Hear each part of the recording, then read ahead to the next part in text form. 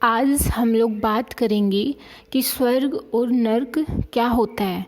भगवान ने स्वर्ग और नर्क क्यों बनाए? क्या भगवान स्वर्ग और नर्क बनाने की बजाय मनुष्य को पृथ्वीलोक के ऊपर ही सब कुछ नहीं समझा सकते थे? यानी कि जैसे वो गलती करें तो उनको पनिश करके या किसी भी तरीके से उनको समझा पाते हो।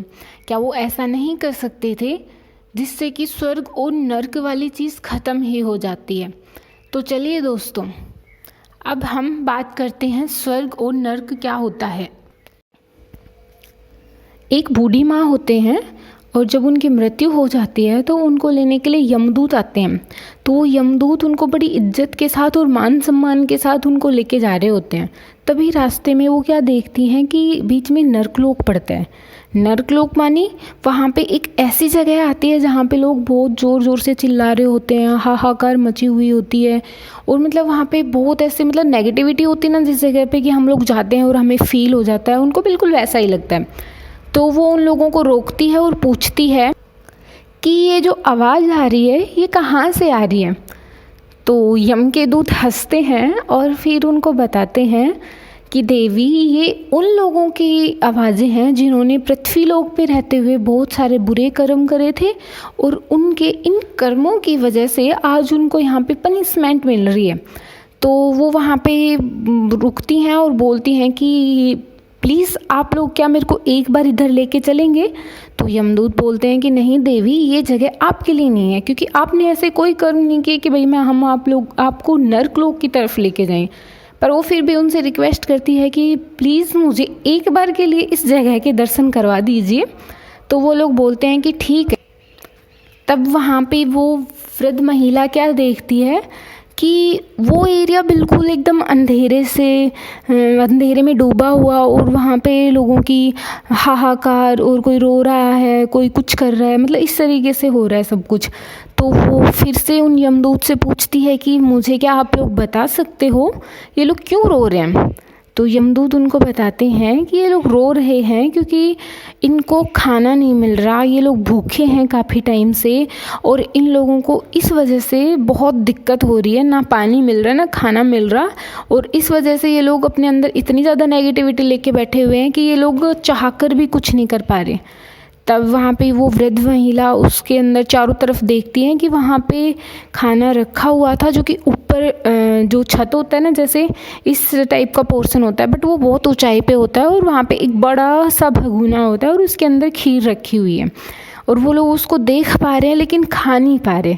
तो इससे बड़ा दुख तो क्या ही होएगा कि हमारे सामने कोई चीज़ है और हम उसे लेना चाहते हैं बट हम ले नहीं पा रहे हो। तो सेम सिचुएशन उन लोगों के साथ है कि वो लोग उसको देख तो पा रहे हैं कि हाँ यहाँ पे खाना रखा है, बट वो लोग उसको प्राप्त नहीं कर पा रहे हैं। ये सब देख के वो वृद्ध महिला बहुत दुखी होती है और वो लोग वहाँ से चल देते हैं। फिर वो स्वर्गलोक के अंदर उनको लेके जाते हैं। तो स्वर्गलोक के पास जैसे ही वो वृद्ध महिला पहुंचती है तो वहाँ पे बहुत पॉजिटिव माहौल है, मतलब सब लोग हंस रहे हैं और मतलब बहुत अच्छे लाइट वाइट लगी हुई है, मतलब बहुत खुशी वाली जगह है।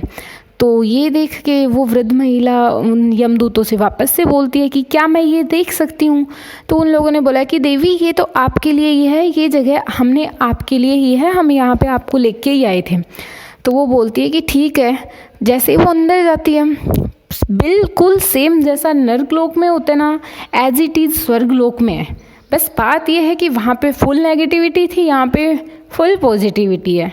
बिल्कुल वैसे ही जो वो था खीर का भगोना सा, वो ऊपर बिल्कुल वैसे के वैसे लटका हुआ था। बट डिफरेंस क्या था कि जो लोग स्वर्गलोक में थे वो लोग नेगेटिव ना होके पॉजिटिव थे। इसका फ़ायदा क्या हुआ कि उन लोगों ने उतनी ही ऊंचाई के ऊपर उस खीर के भगोनों को देख के अपने आप को निराश नहीं किया कि यार ये बहुत ऊंचाई पे है और हम लोग इसको प्राप्त नहीं कर सकते, बल्कि उन लोगों ने वहाँ पे देखा कि हम लोग किस तरीके से इसको प्राप्त कर सकते हैं। मतलब उन्होंने ट्राई किया, जो कि नर्कलोक के लोगों ने नहीं किया। वो सिर्फ हताश थे कि हम कुछ नहीं कर सकते, जबकि वहाँ पे सब कुछ था जो स्वर्गलोक के लोगों के पास था। बस बात ये थी कि उनके अंदर एक उत्साह नहीं था, एक पॉजिटिविटी नहीं थी। इसकी वजह से स्वर्गलोक के लोगों को वो देखती है कि वहाँ पे कुछ डंडियाँ पड़ी थी, तो उन लोगों ने उस डंडियों को इकट्ठा करके एक सीढ़ी बनाई।